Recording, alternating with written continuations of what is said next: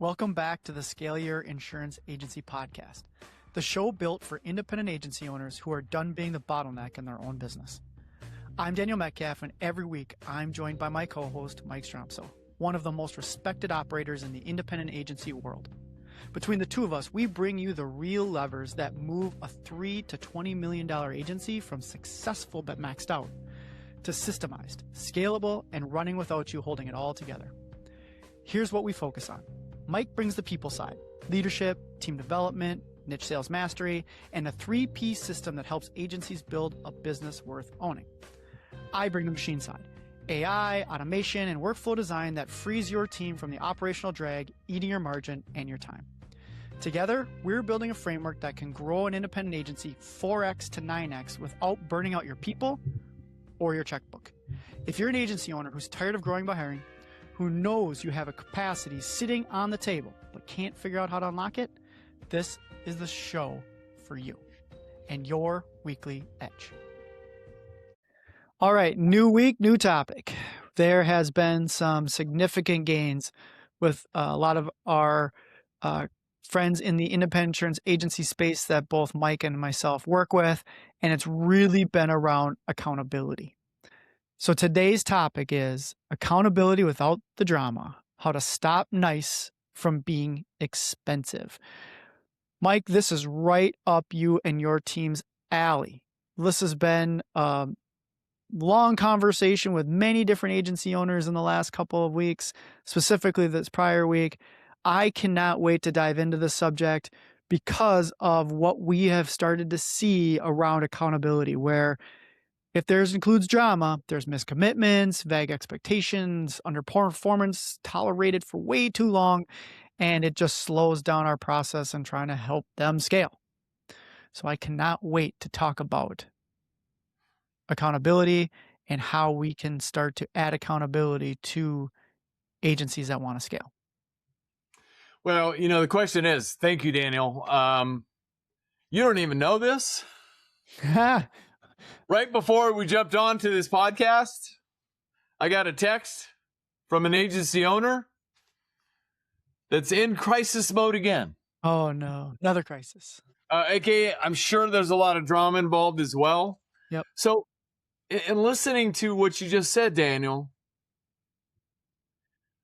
are and is the agency owners or owner willing to receive the feedback, aka the accountability, because accountability breeds responsibility, and not take it as criticism, but take it as constructive feedback to help them improve?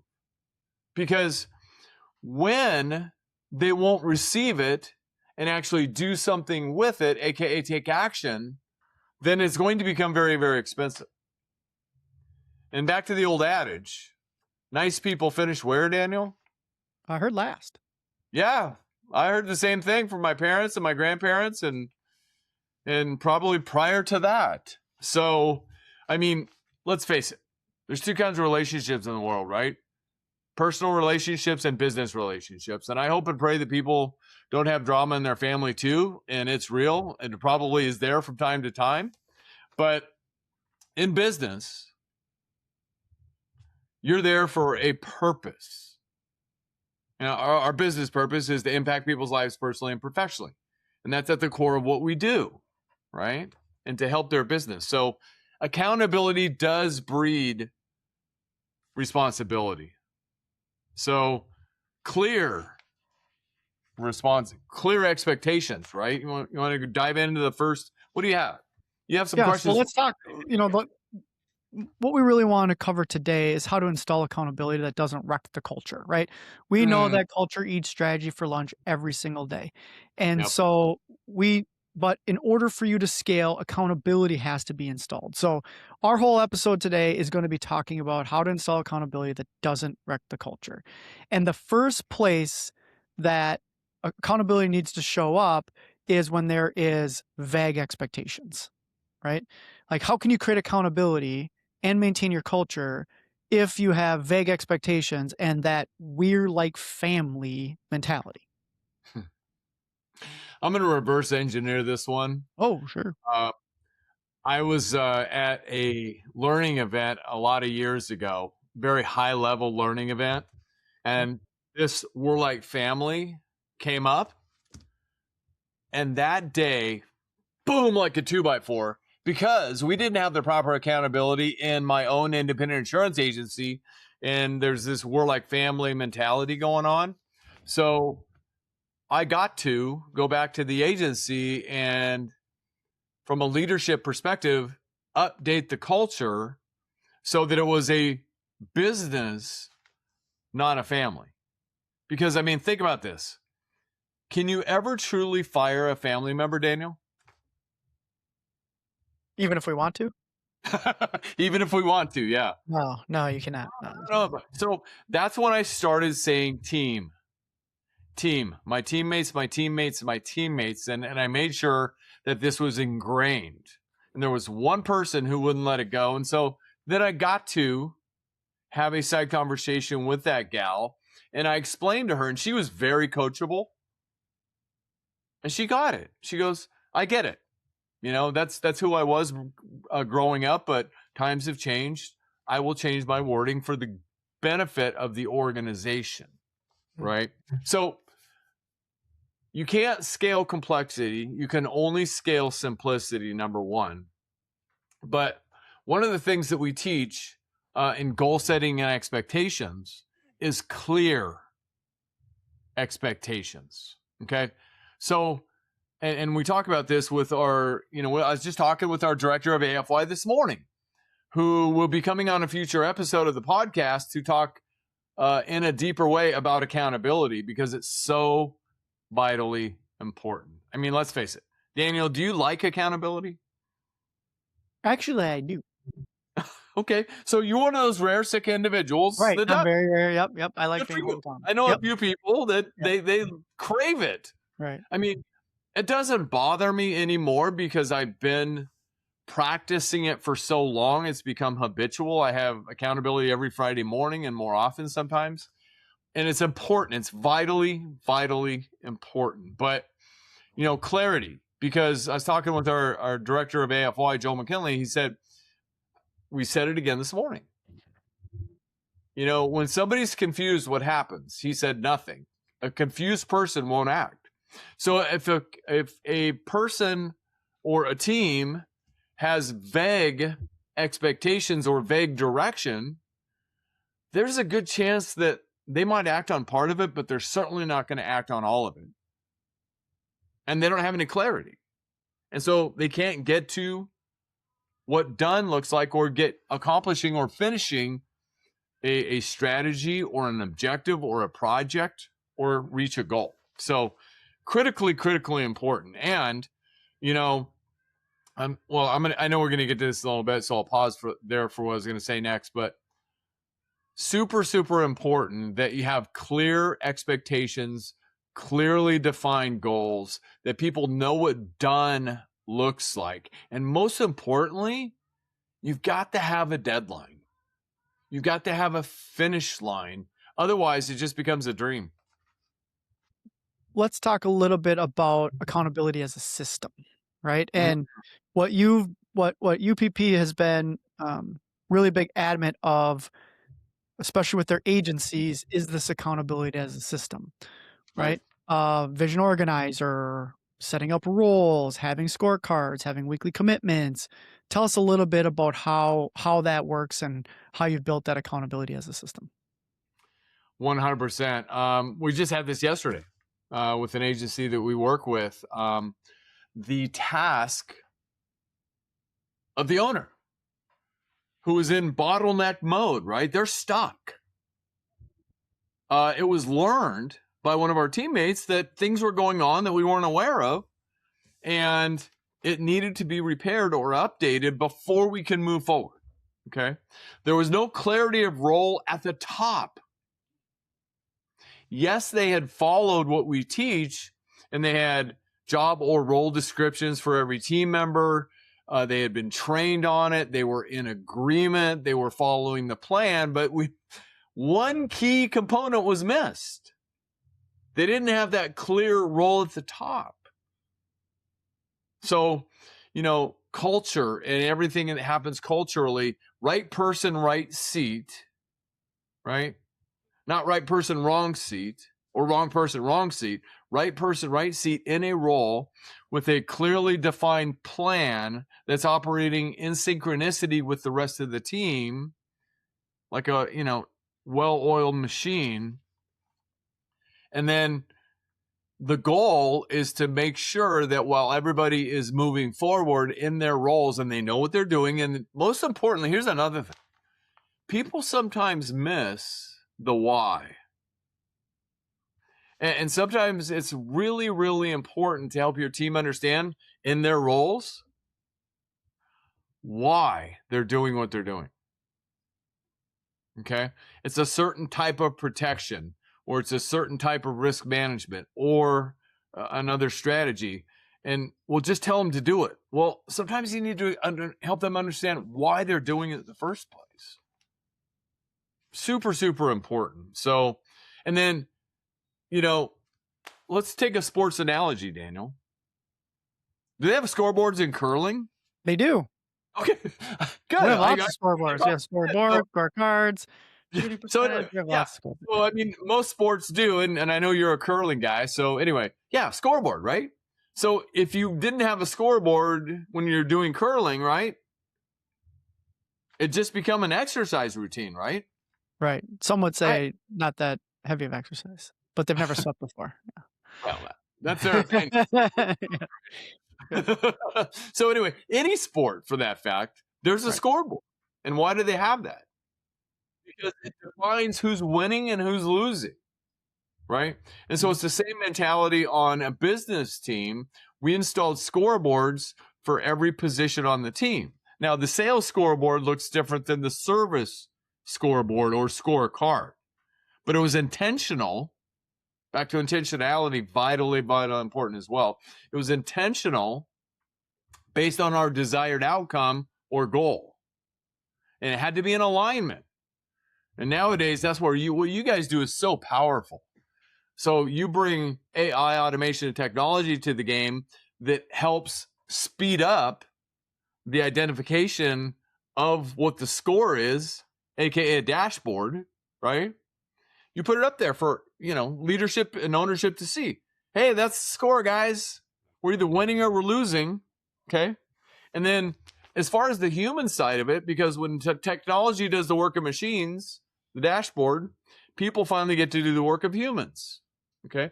The human side of it, in the weekly commitments, we installed a system within our agency. Okay. And we'll talk about that more in a minute. But a system to do a weekly and a monthly check-in with our team members about how they are doing, not only in their role, but on their commitments to the agency to keep the agency healthy. So that's another executive coaching strategy that we talk about a lot. Is the goal is to keep the agency healthy, because we're all stewards to the agency, to the health of the agency. If the agency is not healthy, it doesn't have the infrastructure or the revenue to grow. I mean, part of agency health is money, yes, but another part of agency health is culture. Another part of agency health is its pipeline and its KPIs and all of that. So, yeah, and that's where what's wonderful today when we're working with agencies with where technology is at. So many times when we ask them, well, what's the scorecard, or how, where are they at from their scorecards?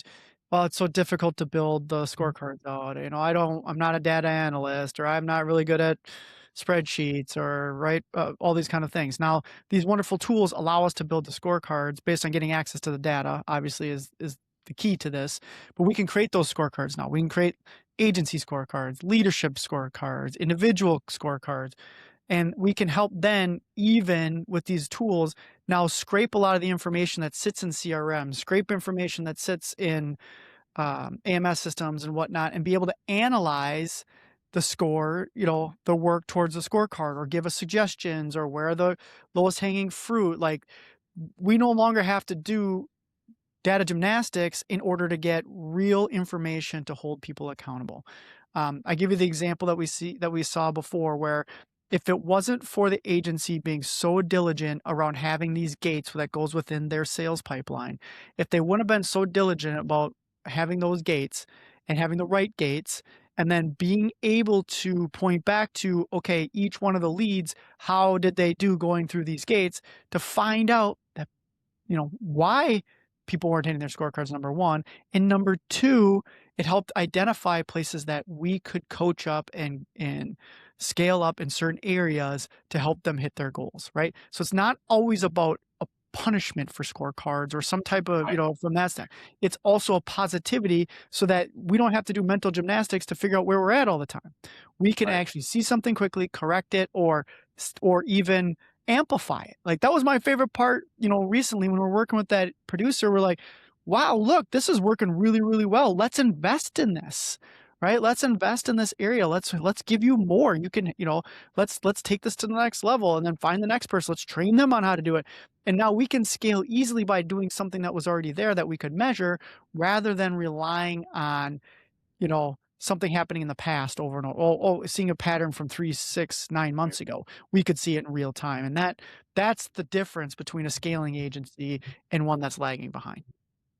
100% agree. And that's part of that is the why. Why is this important to not only you, but the organization? Because the healthier the organization is, the more it can give and the more we can scale and grow together. So absolutely. Great stuff. So, all right. So, okay, speaking of growth and growing together, let's now talk about the difference between coaching, managing, and correcting. Let me throw it back to you in the form of a question, Daniel. Okay. Do you like to be managed? No. Okay. I didn't know what you're going to say based on the fact that... But anyway, I'm trying to think back. There is one person, and I don't remember how long ago it was, that did say, yes, I like to be managed. But I think it's the only person, and I've been asking that question for a lot of years. Everybody says, no, I don't like to be managed. Who likes to be managed? I mean, that's why we're entrepreneurs, right? Right. Correct. Yep. That's why we started our own businesses, because we don't want to be managed. We want to do what we do. Right. But people do, and they're silently waiting to be led. And if you've got teammates on your team, well done. Hopefully they're all the right teammates that you would rehire again if you're starting all over again tomorrow and you had the money to hire people. Okay. But they're with you for a reason, because they don't really need you. They can go out and start their own business tomorrow, but they don't want to. They want to be part of a team. Great. That's fantastic. They're silently waiting to be led. And if they're A players, they want to be shown a path, and they want to be shown the right path, and they want to be coached, and they want to grow, and they want a scoreboard by which, they can identify that they are growing and that they're winning the game. And they want to work with a group of special people, and they want a chance to become part of something significant. I mean, these are all things that the best of the best want, or the A players want, right? So they want to be coached, they want to be led, and they want to be held accountable or corrected when need be. And they don't take it as criticism. It's like, well, gee, thanks for letting me know that, Daniel. I didn't see that. It's a bit of a blind spot. I'm glad we were able to overcome that together. It's that kind of perspective, that kind of outlook. And this really goes back to, Daniel, the attracting, recruiting, interviewing, and hiring phase. Because if you do the right work there, then you have these kind of people within your organization who accept, that kind of coaching and that kind of leadership to continue to better the organization. They don't see it as criticism. They see it as a chance to get better and to improve. And people in that realm, they want to develop. They want to get better. We want to learn. But what happens when you have a top producer who doesn't want to be coached or led? The word toxic comes to mind. Mm. And it really infects the rest of the culture. So are you saying that if you allow the toxicity to continue, you'll actually get less results overall than what that top producer can do, because that will the toxicity will create degradation amongst the rest of the team that will outweigh what the top producer is bringing in. yes, and the standards that you've set operationally for the agency are now cloudy. Well, the standards are this. Our core values are these. But I'm not seeing it over there. I'm confused. Which is it? Mm-hmm. So then on that vein, how do you begin to set consequences without threats or any type of fear-based leadership?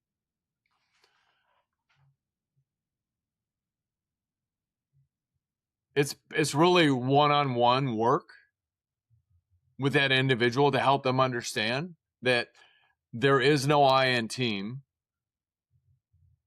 that this is about the team. There is no one person bigger than the team, and it's all about team play. Okay, we have standards, we have protocol, we have roles. We have the agreement that we put in place for this particular year that you agreed to operate under, and that's back to the positioning of the role. I recommend that you meet with every one of you. Let's take the producer as an example, right? There should be a planning document that is put in place for every year that outlines, what they plan to accomplish for that particular year. And they've agreed to it. In some cases, they sign off on it with a date. And really, that's what you go back and say, hey, look, do you remember working on this together and we put this in place? This is who we are. These are our core values. This is what dictates our culture. And we're to adhere to that together. Right. In many instances, by putting the accountability back on the individual, right? Teaching them how to hold themselves accountable, coaching them on how to hold themselves accountable, you no longer have to set consequences with threats or fear-based, because then the garden weeds itself, right? Yeah. So so whether it's the other teammates or it's the other, right? It's their own internal clock, whatever it might look like, they'll either set their own consequences, right? And not put it back on leadership as as fear mongering or any types of threats, right? It's going to be more of like, hey, if you want to be on the island, you have to be part of the island, right? And you agreed to be on the island doing this work. And we expect you to hold yourself accountable to that. We'll provide tools and resources, but this is what we all agreed to. And then you can use that agreement as a way as the consequences, right? You broke that agreement. What are we going to do about it? Right? What are we going to do about it? What are you going to do about it? Yeah. Make a difference. Let me piggyback one more thing onto that. Yeah. And we talk about this as well, but the question is the answer. Mm-hmm. And so in my own agency, I remember when I learned to do this in even better way. So somebody would need to experience some accountability. And so I would bring them into a conversation and I would have a few good questions planned to ask them about their situation. Mm-hmm. And then I bring them to a point and I would say, hey, Daniel, so, we expect every person who's a producer to do this, this, and this, but you're not doing this. And you just told me that you're not going to do it. Okay. So from an ownership leadership standpoint, let's switch chairs. Okay. Daniel, you come sit here. You're the owner leader, and I'm going to move to your chair. Okay. So Daniel, I'm telling you, I refuse to do that. What do you think I should do, Daniel? So what I just did is I pushed it back to their side of the table, and they're required to answer me. Right. And in a lot of cases, they'll say, well, I wouldn't put up with it. I said, so then what is our next move? Right. And the word our. What is our next move? They say it becomes the truth. Exactly. Yep. So that's one of my favorite strategies of all time from a leadership. Yeah, that's a great one. That one, I hope people snip that one Yeah. and take that one today. All right. So to kind of wrap this all up together, let's talk about how to make accountability normal, not confrontational, because we use cadences to make it accountable. So I always think the same thing. Like if I ever want to start a new habit, or if I ever want to start a positive, um, a positive routine, it always comes down to the cadence, right? The perfect morning, the um, alarms on my phone going off 3 times a day, like making it just part of the routine. How do we create a routine around accountability? Well, I think it really goes back to commitment, number one. Commitment is the thing you said you were going to do long after the mood you set it in has passed. And I learned that a lot of years ago, and it became the crux of my own journey in accountability. I'm on my 14th year with an accountability partner that I meet with every Friday morning at 6 a.m.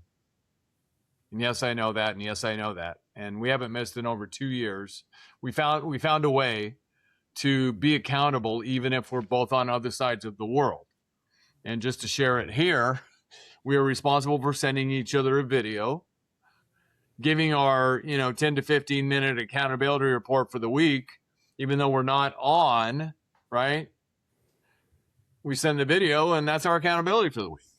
So, and we will, if we can't make it at 6 because of airplanes or whatever, that's fine. We'll get it done maybe over the weekend, but we don't miss. So bottom line is, what that has done, that cadence, like you said, Daniel, that cadence of accountability. And so I took all of this and built it into the agency, and I'll get to that in just a minute.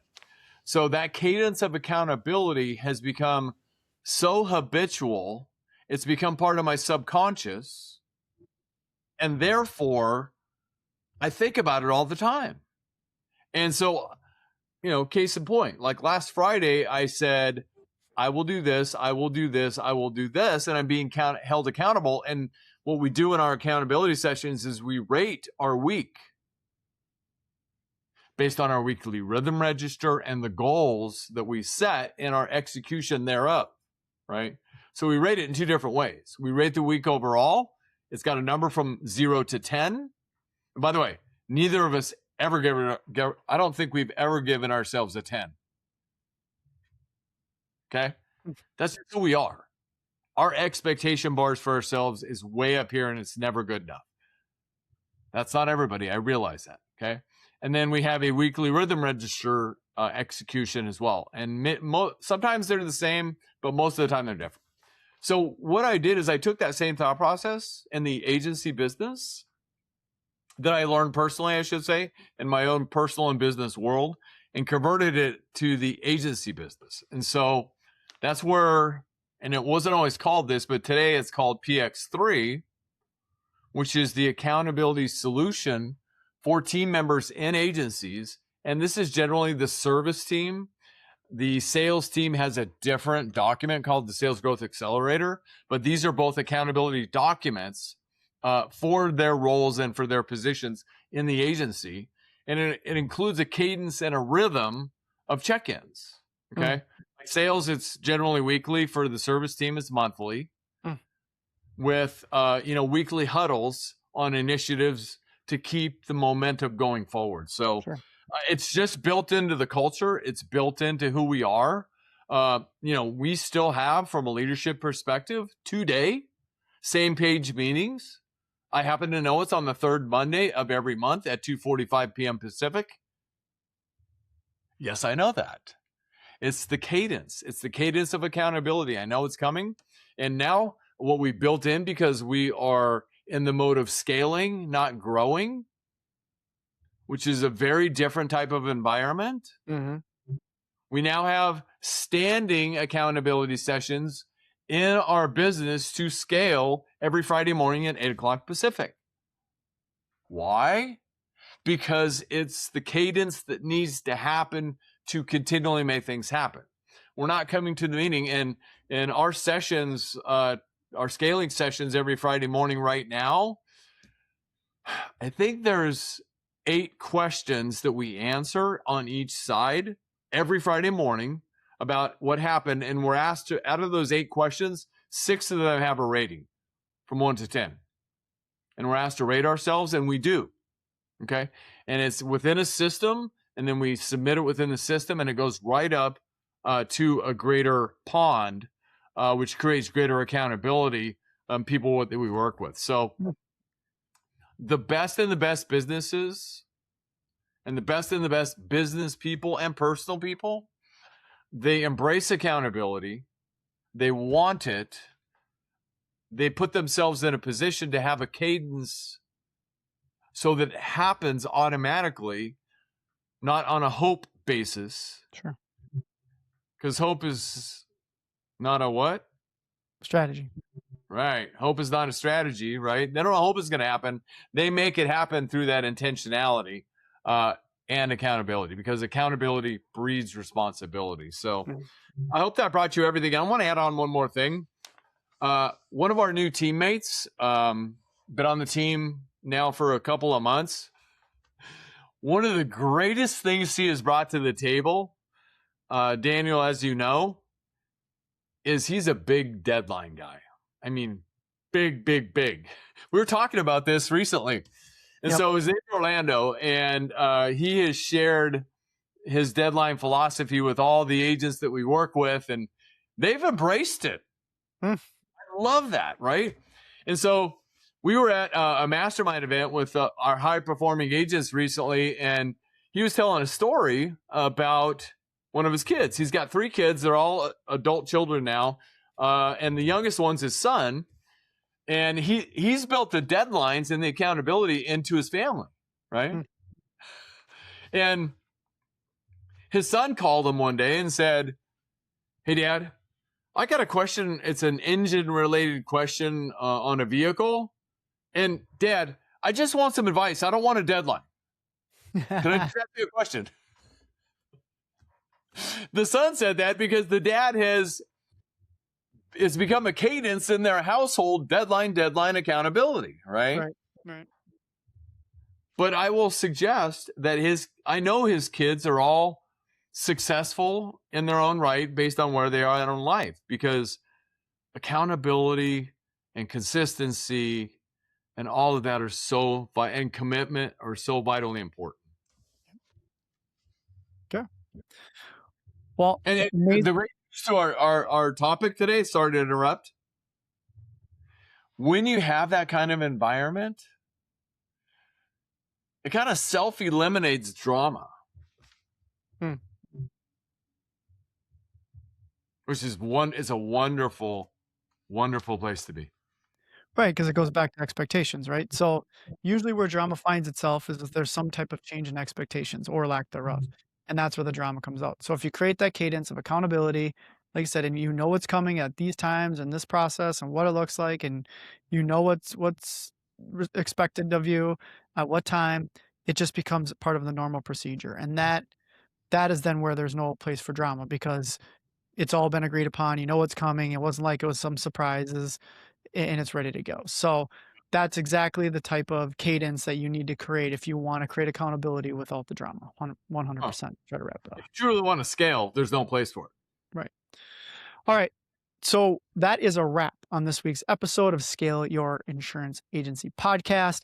Hey, if you found anything here that you feel would be extremely helpful for someone else within your network, any other agency owner who needs to hear it, please share it, subscribe, download, review us on all your favorite podcast tools, because our community can only grow when other good operators help each other level up. So we'd really appreciate that.